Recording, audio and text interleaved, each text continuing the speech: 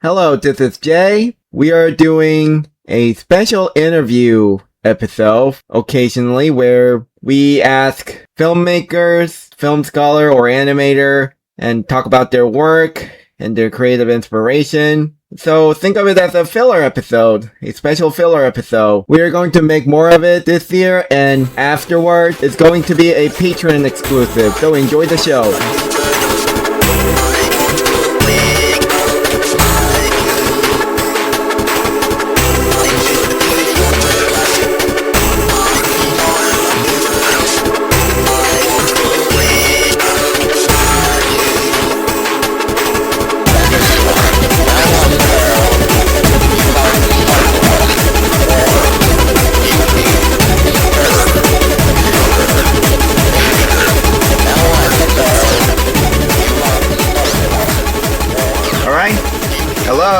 Hello everyone. This is the special interview episode where any film director or filmmaker or film critic just approach me and and if there's some questions I want to ask to them, so here it is.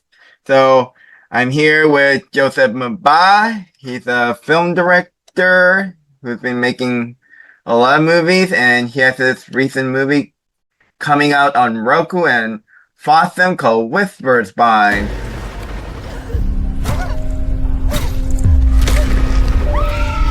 What hast do, out demon? You leave this place and never return in the name of Jesus Christ! What's wrong? What you face, Jenny, is ancient. Even our Lord and Savior Jesus Christ was tested. This is gonna sound really weird to you, but I believe you're being hunted by a demon named Tamar.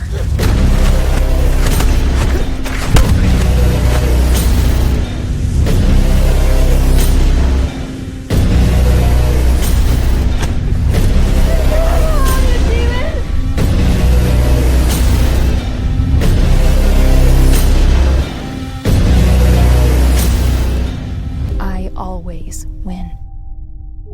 Joseph, would you like to introduce yourself? Well, like I said, my name is Joseph Mbah, and I've been a filmmaker for 15 years. I started making short films when I was in senior year in high school. I was 17. I fell into filmmaking by accident. I didn't know people made movies. I thought, movies were just like any other products on the shelf.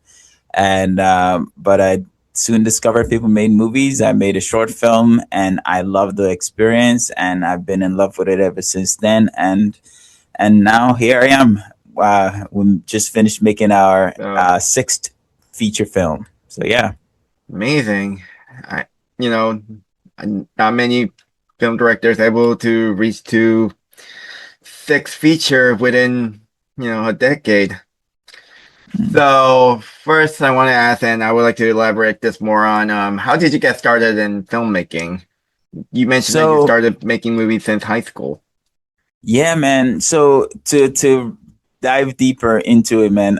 So I legitimately, I did not know people made movies. I literally thought of movies the same way. Like if I went into the store on the grocery store and I bought cereal off the shelf, this is the same way that I thought of movies. It was just like they're just things that were there. Like I never thought, I don't know who makes cereals, I just know it's there and you buy it and you eat it, and the same way it was for movies for me. And it was like that for a long time until like senior year in high school. My English teacher, she asked us, she's like, man, I'm tired of you guys doing boring book report. This is your last project. You need to do something creative and exciting. And she was teaching us about storytelling and point of view and stuff like that. So long story short, I was like, okay, let me see what I can do. And I got home the same day, and we lived in Palm Springs, California, and I remember because it was very, very, very, very hot, like exceptionally hot. My mom was in the garage standing there. She was waiting for me, and she's like, son, whatever we're about to do, because I was trying to go into the Air Force. I was trying to be a pilot and then, eventually get into like aeronautical engineering and stuff like that. And she was like, this thing that I see you doing, like, it's good, but like, I don't really see that this is what like God has for you. You know, like I see that there's something more for you. Like you really need to think about this and see what comes to you naturally versus what you're trying to kind of force it to be.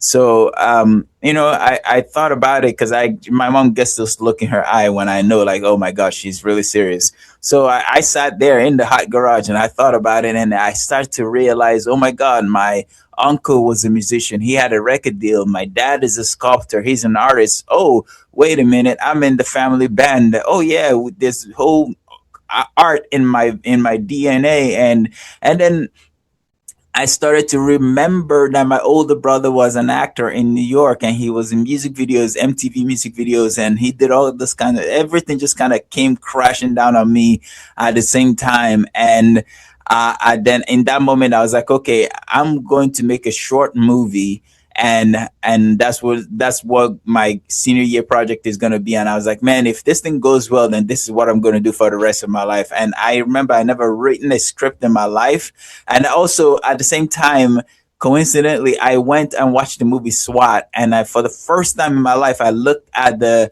extras, the feature extras in the DVD, and I saw this behind the scene, and it blew my mind that, oh my God, there are people who make these movies that feel so real to me. So from there I was like, yeah, I'm gonna make a short film. So I hand wrote a script. I ripped off another movie that I had seen, and then I hand wrote a script, and I went to my friend, and she let me borrow her dad's digital camera, and before you know it, we're off in school and we're shooting this short film, and I had so much fun doing it. And then when we're done, I love to tell people this part. I'm like, if you can imagine how bad this thing is, it was probably worse. Like that short film was bad, bad, bad. But it was so bad that it was hilarious and people just loved it.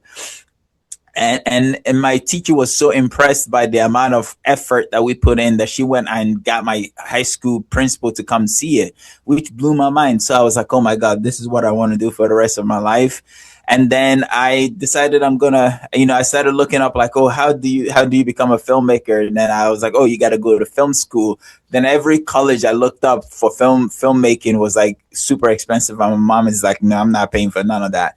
And so I found a college in Arizona that was affordable, and we came to Arizona, and this is in 2008. And people, we all have GPS on our phone now. It's easy to not get lost, but back in the day you needed an actual dedicated GPS, which we didn't have. So I was holding up a map trying to figure out where we're going in a brand new state that we've never been at before.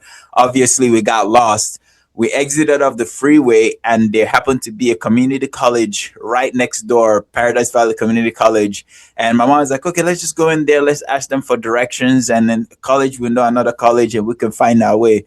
Long story short, we went in. I sat in the lobby. About like 45 minutes later, my mom showed up. She's like, all right, man, hey, here you go. You're enrolled in, here's your syllabus and this and that. I'm like, hey, Mom, wait a minute. We came here to go to that college, not this one. I'm like, Mom, but what about filmmaking? She's like, don't worry about it. I got to figure it out.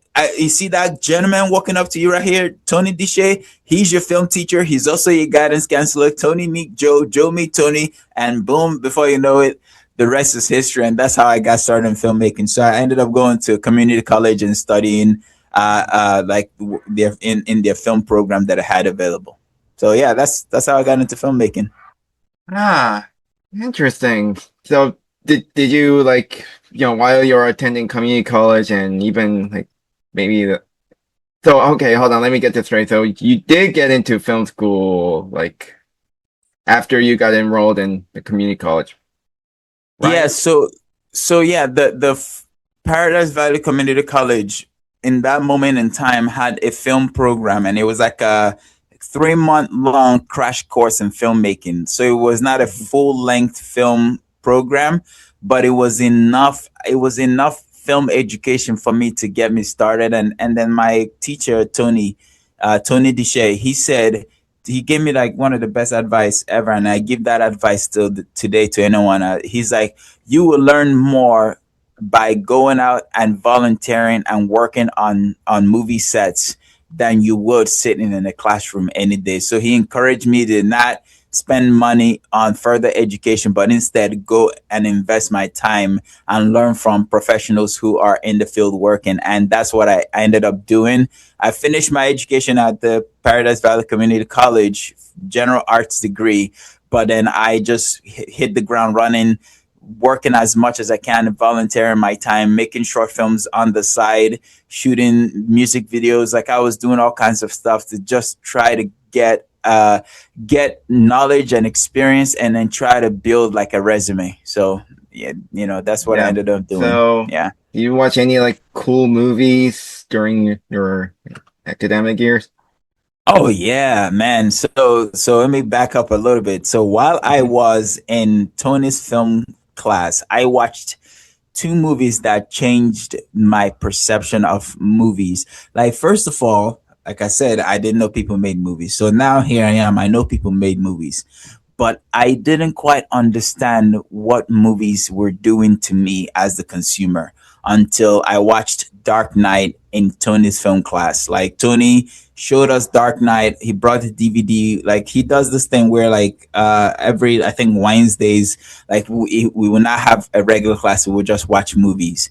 So he brought Dark Knight, and he had nice sound system and everything. He put it up on a projector, and for the first time in my life, I felt what a movie was doing to me. I felt what the music was doing. I felt so immersed watching Dark Knight, and I was like, oh my God, this is what a movie is. This is what a movie does. And I'm telling you, man, I watch Dark Knight. I've watched that thing too many times, and every time I go to make a new film, I go back and I watch Dark Knight again just to remind myself of like, Joe, this is what a movie can do. Like this is the power of filmmaking. And I study Christopher Nolan. Obviously, he's my absolute favorite filmmaker of all time, hands down. Me personally, yeah. And then the other film I watched was 300 from Zack Snyder. So yeah. Those two films. I feel like I had this kind of moment, but not in like a film school setting, but more like my own self-guided, filmmaking, you know, uh, education, I must say, because it's, listening to your perspective on The Dark Knight, I get the feeling that you have seen a movie that, would you like to call it as, you like to say to yourself, I want to make this before I die. Yes.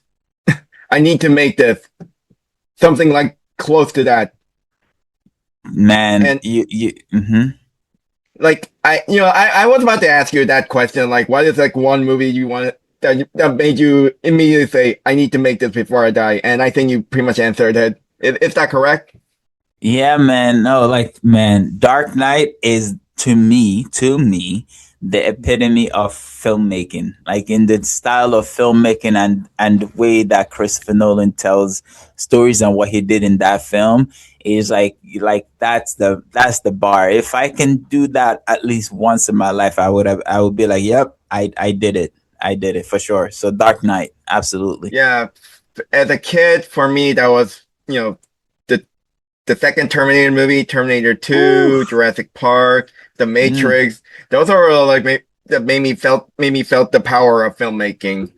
That's and awesome. My Neighbor Totoro. So do you have like your own like early movie going experience? Like, yeah. So my relationship with movies is like, so I'm from Nigeria, so my early movie viewing experience was like on cassette tapes in Nigeria, in the village. Like when we got to get cassettes, and I like would go to the video store, I would find anything that had Jackie Chan in it, or Arnold Schwarzenegger, or Sylvester Stallone. Like I loved those two. Those three were like icons to me, and I didn't know movie making was a thing, so I just saw them as like this larger than life like heroes. So anything with Jackie Chan, Arnold, and Sylvester Stallone was my early days watching films. And then like my first time in a movie theater, I was now in America. I was 13 years old,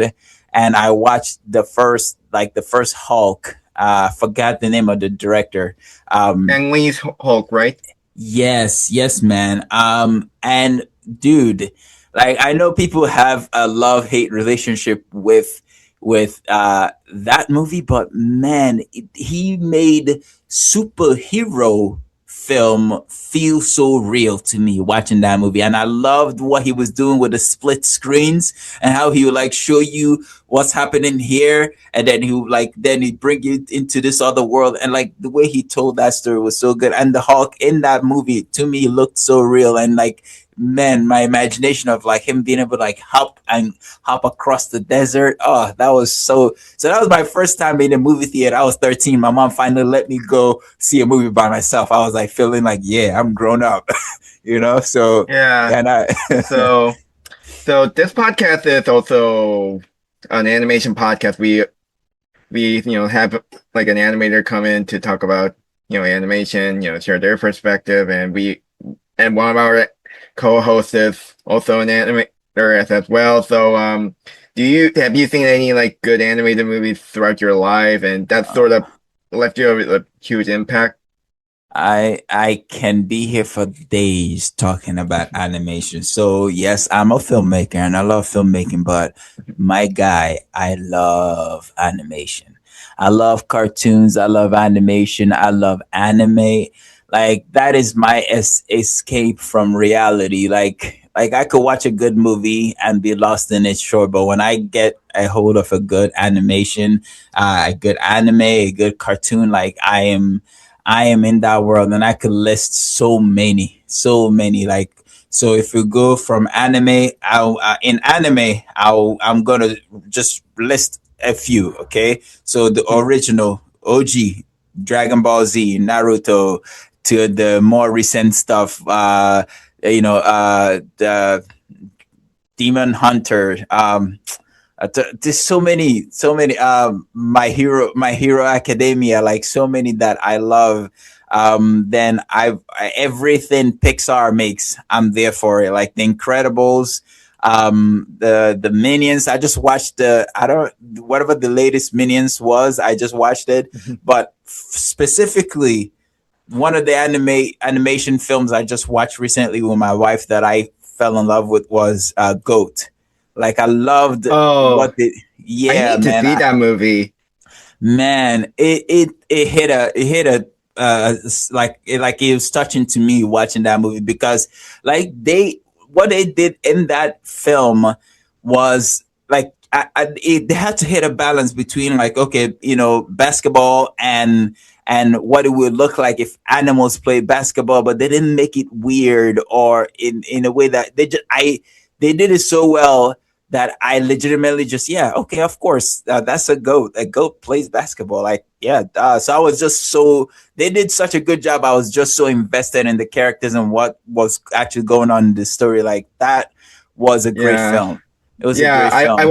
watched the trailer in theater. I was like, it doesn't look so bad. I legit want to see it, and you completely sold me into Yeah, it. man, dude, Yeah, please see it. It's good, man. It's good. yeah. My opinion. So Yeah. if you want to share mine, I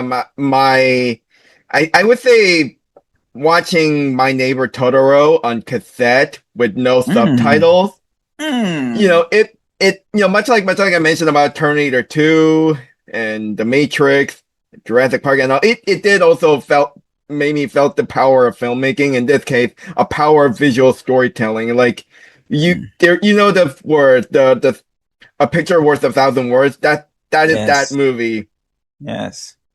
That's awesome, man. That is awesome. I think, again, this is just me personally, man. I think I noticed earlier than I did for film, but like earlier, what the power of what animation can do to me in its ability to transport me from my current reality into a different reality. Like animation is just so unique in that perspective. Like honestly, like when I eventually, like, I watch cartoons back home in Nigeria, but like when I eventually came to America and I discovered like Cartoon Network, and I started to dig into like I said, the anime side of things, like Dragon Ball Z. Like I found myself just discovering all these rich worlds and rich characters that I just couldn't, I just wanted to be a part of it every single. And this is back when, you watch TV and you have a bajillion commercials, so there's no binge watching. It's like on Wednesday at 4 p.m. you tune in, you sit down, you watch it, and you deal with all the commercials. And I was still very engaged. So man, yeah, animation, man. Animation is incredible. It's an incredible art form that I like. People, when they think about animation, they might just think, oh, it's for kids. No, no, no, no, no, no, it's not. No, it's not. Don't even say that. I'm a full grown. I'm gonna be a 90-year-old man watching animation, anime, cartoons, any form that it takes in the future. I'm here for it. Let's go. Yes. Is there like an animated movie that made you think like, oh, hey, it's not for kids. It's actually either it could be just as mature as a literature, or something like you mentioned, The Dark Knight. It's still, how should I put it? Like, it doesn't exactly for kids, and some people say it's exactly for everyone. Have you seen like an animated movie that's exactly like that? That made me sort of change your mind. I would say all of it, man. All of it. For like that's what I preach. Like the story. Okay, here's the reality, right? When you watch cartoon that's made for kids, it's made for kids, right? Because the subject matter it's kids subject matter, like it's for kids. But if you actually give a moment to watch any other form of animation, like for example, I just talked about the goat movie, right?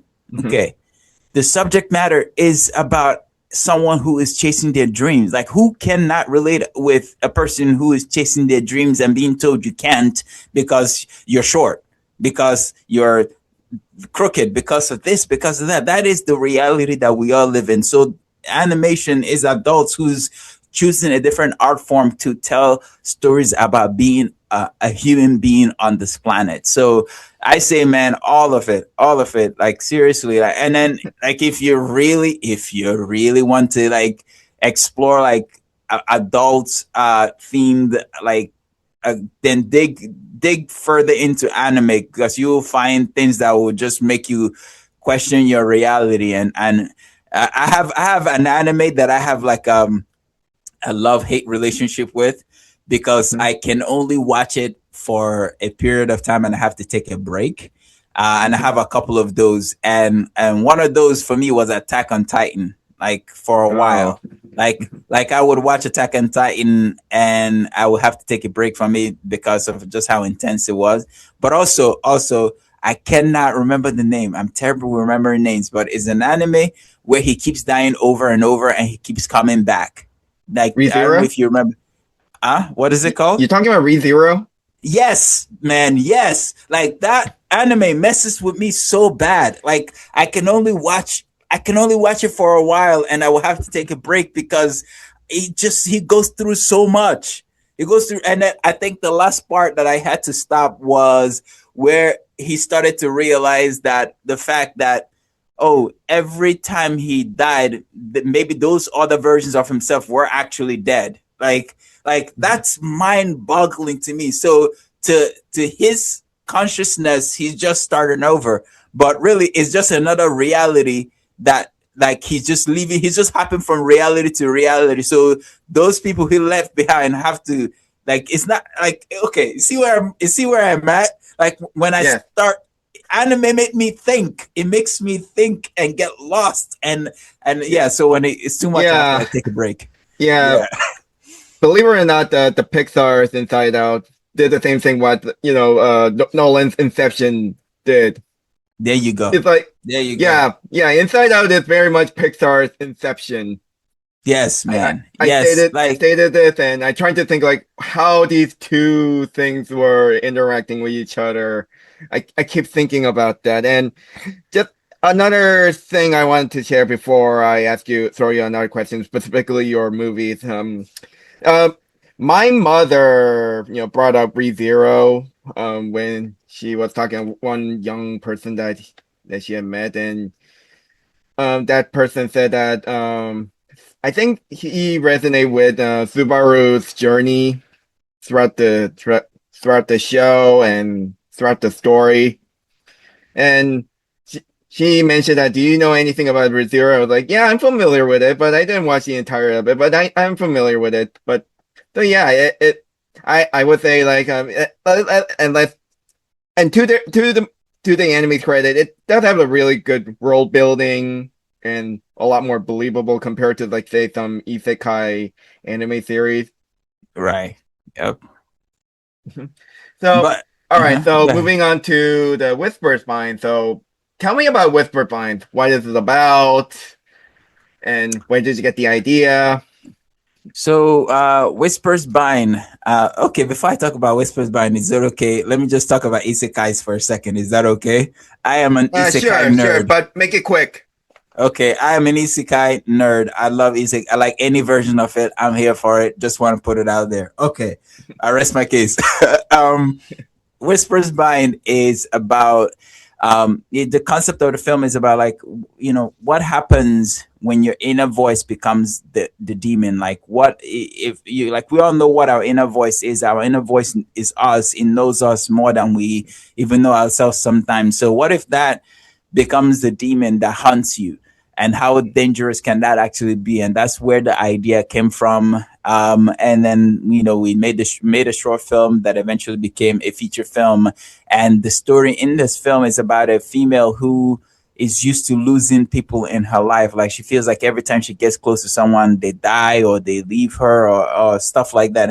And this entity sees that and sees her as a perfect candidate to hunt and to try to get her to ultimately take her own life. So that's what the movie is about. And it kind of the journey of the characters, like it becomes a thing of where she has all these people in her life who care about her, but she's built up walls and she's trying to keep them at bay and she doesn't want them to get close. And eventually she decides, oh, you know what, I do want love in my life, I do want people in my life, and I'll fight for it. And then the demon obviously says, no, you're not. And then the rest of the story kind of unfolds from there. But that's essentially what Whispers Bind is. It's like a psychological horror. It's very metaphysical. Yeah. Psychological and metaphysical. So all right, so so going from the simple idea to did you mention that you're trying to turn that into a short film? It started off as a short film. So like we had a conversation, and that conversation gave me the idea. Then I wrote a short film in 2020.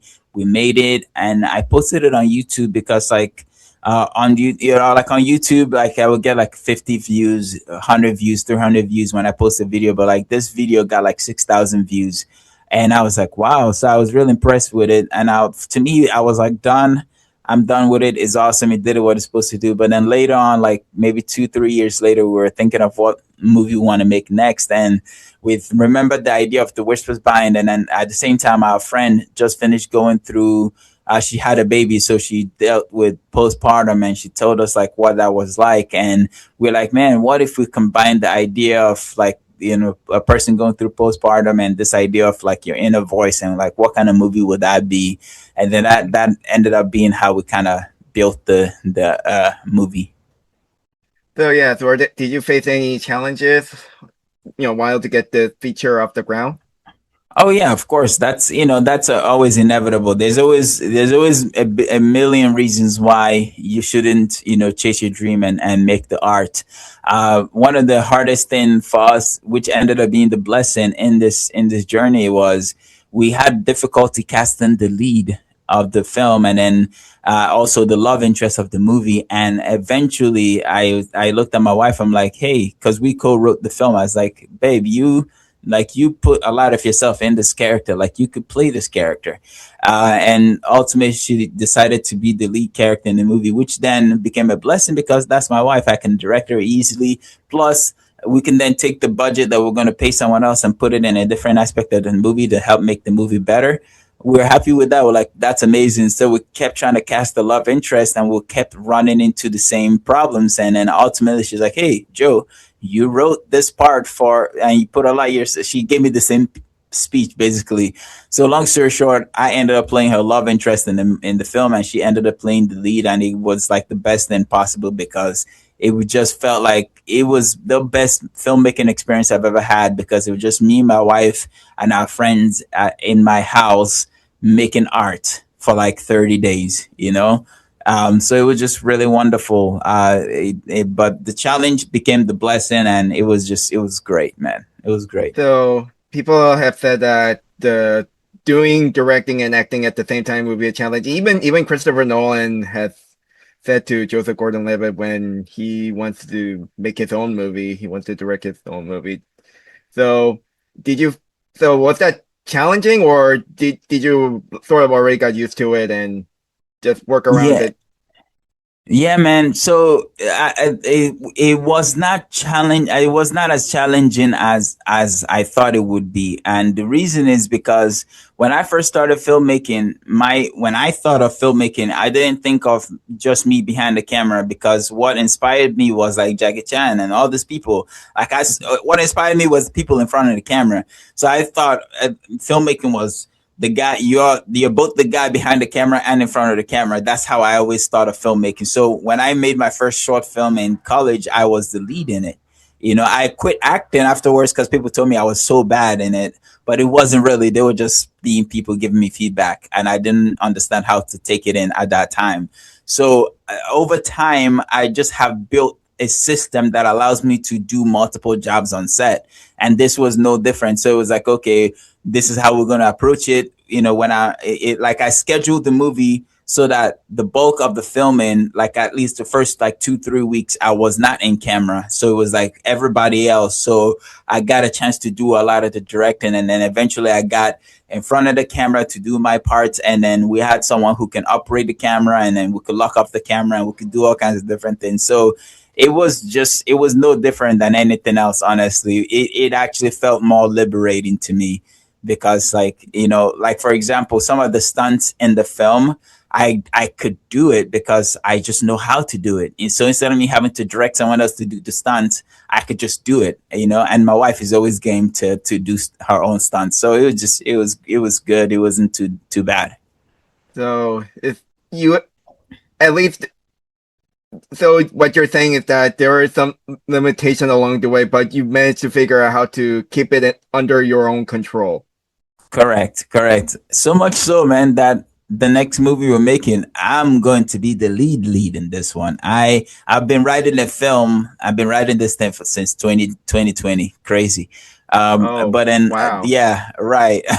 But like it's a film that I'm very passionate about, Oh, and just like the other character in Whispers Bind, I by the time we're done making Whispers Bind, I realized, oh my god, I wrote myself into this film, and all the stuff I want to do, all the like the character's nationality, everything, that's me. So I was like, okay, now I'm gonna play the lead in the next film fully. So now with that in mind, I'm already building systems ahead of time to allow me to do that. You know, so yeah, it's challenging, but with the right thought process and systems, it's very doable.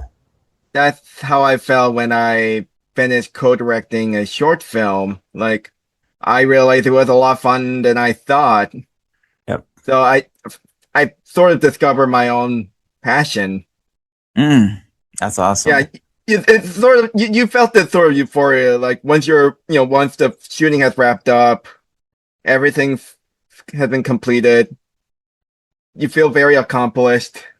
So, do you, is there any like your favorite behind the scenes stories, either from Whisper Vine or your past work, would you like to share? You know, my I'll share two favorite stories. One was an experience of my wife. It was kind of funny. So my wife like she does all the cooking on set, because like that's one of the things. Like, we know we're a low budget film, so you can't pay people what they're really worth. But so the least you can do is feed them good food. So she makes sure she makes great food. And the one time she didn't make good food, this was on our second movie. The one time she couldn't cook, she got someone else to cook, and by the time the food got to us, it had like started spoiling, and we didn't know. So here is like, and we're out in the middle of nowhere. trying to shoot an action scene, and all the cast and crew got sick, and oh my god, it was not good, because like all these guys are trying to scream and shout and do all this stuff while trying not to like poop themselves. Sorry, TMI, but it was a funny and wild and just downright comical experience that we all shared on that film. And then for Whispers Behind, like every day we turn to each other and like we're like, man, are we actually making a movie? Because usually when you're making a film, there's a lot of stress and a lot of headache and a lot of this. But with Whispers Behind, it was none of that. It was just smooth sailing the whole time, and it was just great fun. So that, I'll say those two are my top favorites, stories from making movies. Yeah, speaking of favorites, so you directed 6 features, and I look into your IMDb. You also directed a lot of like TV episodes. So, do you have like your own personal favorites out of all your work so far? Okay, I'm gonna say Whispers Behind is my absolute favorite. That's it, hands down. It's my current favorite work I've done. I like, it's the first thing I've done that I'm not ashamed to put my name on. Like I'm proud of it. I tell people, hey, it's a low budget movie, so if you come to it thinking it's anything spectacular, special, you will be disappointed. But if you go into it knowing you're gonna watch a low budget movie with limitations, then you're probably gonna have fun and enjoy yourself. So I think I am very proud of Whispers Behind, and it's my favorite for sure. Yeah, and your wife is also your co-star, and that's even more exciting. Exactly. She's awesome, man. She's she's my joy and my headache all in the same time, and I love it. Like, love it.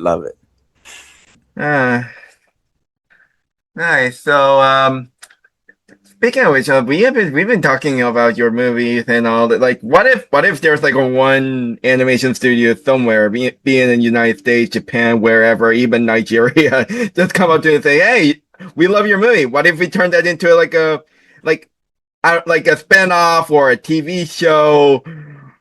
I mean, what would be your like dream studio or whatever? I get involved in this 100%. Dude, like I don't know if you're seeing the look on my face, but I'm like I would say yes before they even finish speaking. Like, I'll be like, yes. When? Not like right now? Like, yes, please take it, go. Like, yes, man. That is actually a dream and a goal of mine, like long term. Like, I'm trying to build up our career to the point where the stories we have is worth turning into an anime, turning into an animation, turning into a cartoon like that. I would love to do that. And honestly, it doesn't really, like I say, it doesn't matter. And I know when time comes, I will be, I have to consider, but like, honestly, it doesn't matter which studio approaches us and wants to collaborate with us. Like, I would, man, undoubtedly love that. Absolutely. Yeah, I mean, listening to your, ideas, there's a really, really cool world to explore in that movie. Like, does other people have this sort of this demonic whisper in their head? And is this sort of a parallel with the real world? Let's say, disruptive thinking, disruptive thought. You heard about that term? Disruptive thoughts. Oh yeah. Mm-hmm. Yep. Yeah.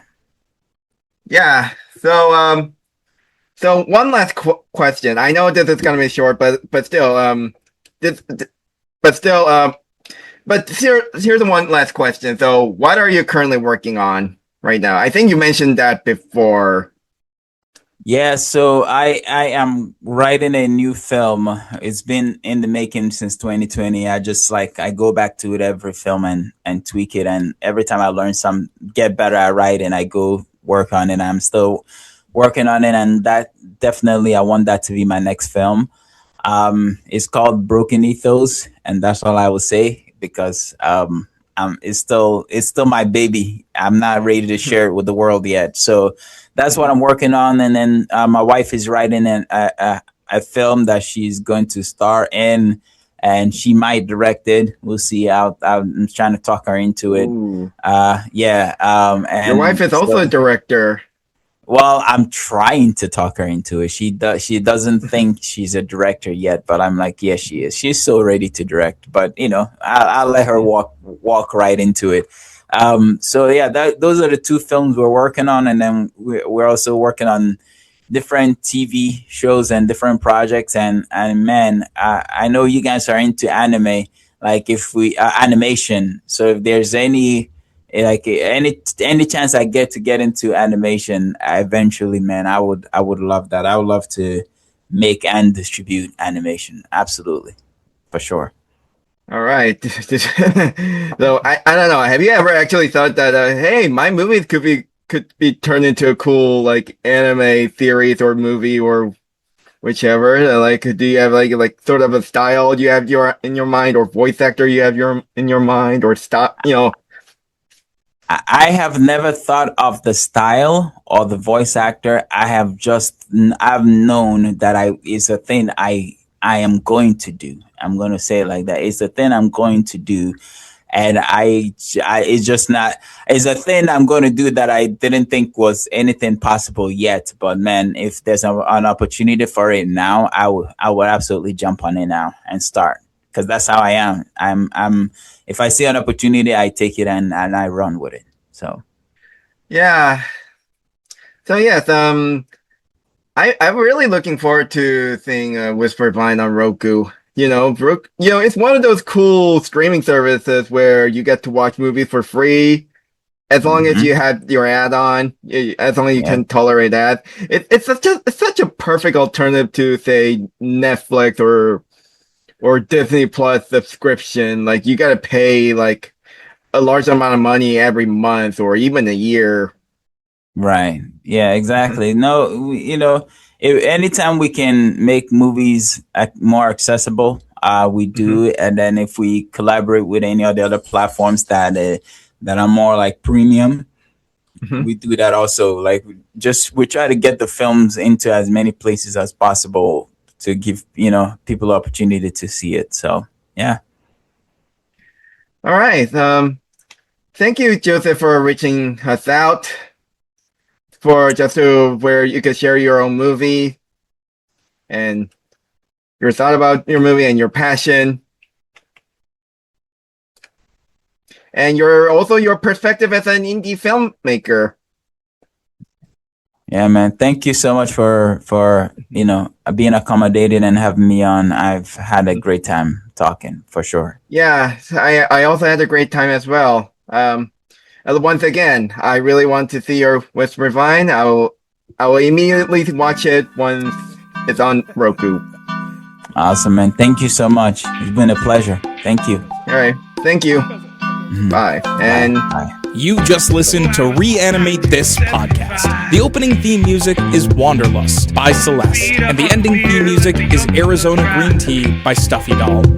Please support their works on Bandcamp. The links are in the description. It's good to see them all so young and alive.